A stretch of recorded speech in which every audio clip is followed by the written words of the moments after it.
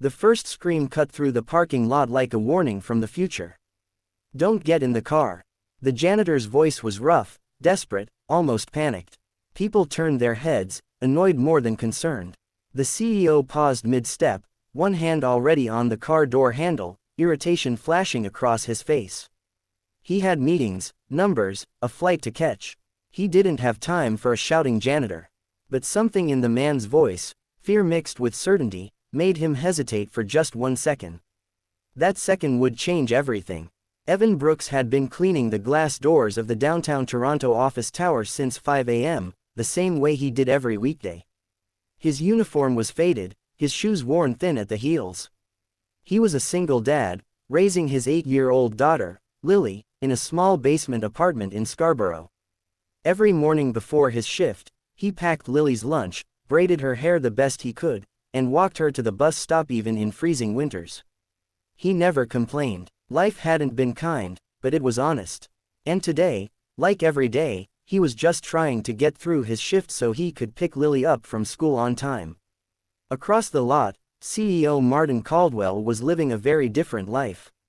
He ran one of Canada's fastest-growing tech firms, a man used to control, schedules, and silence when he spoke. His car was a sleek black sedan, recently serviced, parked in his usual spot. He barely noticed Evan most days. Janitors, security, receptionists, they blended into the background of his success. As Martin reached for the door handle, Evan's heart started pounding. He had noticed something 10 minutes earlier while mopping near the parking spaces.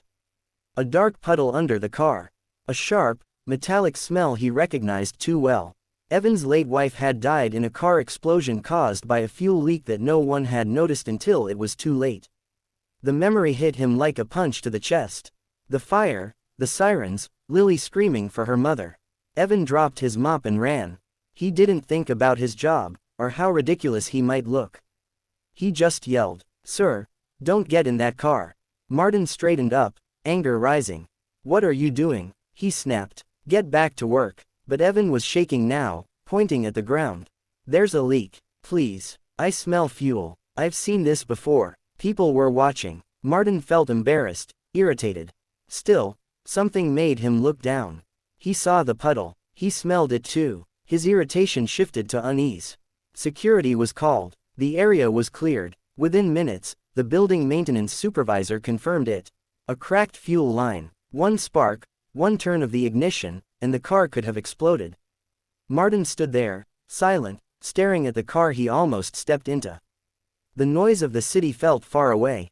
He turned slowly to Evan, who was standing back now, eyes down, hands clenched like he was waiting to be fired. "Why did you notice?" Martin asked quietly. Evan swallowed. "My wife," he said. "Same smell. I was too late then." His voice broke, but he didn't cry. He had learned to hold that in for Lily. Martin felt something unfamiliar twist inside his chest. Guilt, gratitude, shame. This man he barely acknowledged had just saved his life, driven not by duty, but by pain and instinct. Later that evening, Evan rushed to Lily's school, apologizing as always for being a few minutes late. She ran into his arms, laughing, her backpack bouncing.